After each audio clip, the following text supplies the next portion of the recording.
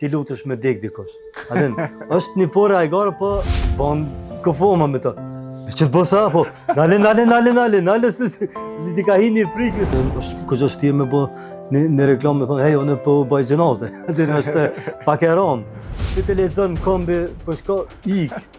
Në njerë, i kom të dhe jetë. Vetë kom përjetu disa humbje në jetë, në kohën e kalore.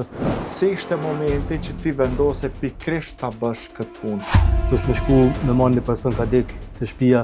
Për shkak se për hir të parë je ballafaqu me kufoma? Personi kon dikon 160 kg. Unë e ke shoki 2 vjet, edhe mole, edhe më ke lo shumë negativitetin nga veti.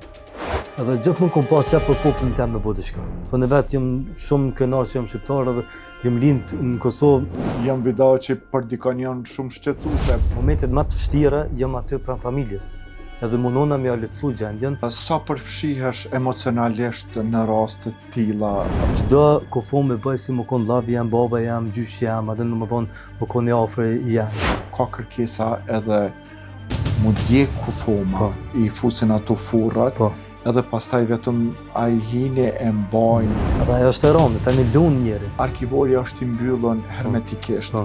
Edhe thonë nuk bën mu hap fare. Gjendje kanë i treshtueshme pamjet. Ki ndonjë rast që akoma e kujton që ka qenë ndonjë aksident në Tiranë apo ndonjë moment i vështirë? Sidomos na shqiptarët, nuk kemi qef me fol për vdekje. Vjen kë thotë, do të më vorros këtu. Tjetër të ja, amaneta ka pas më vorros këtu. Ka pas në kësi raste që ke bo transportin e kufomave edhe nuk të ka bo pagesa? Kur të vërën do të mja falë borxhin ose me thonë edhe një kalo. Ndodhë edhe kësi raste veresi?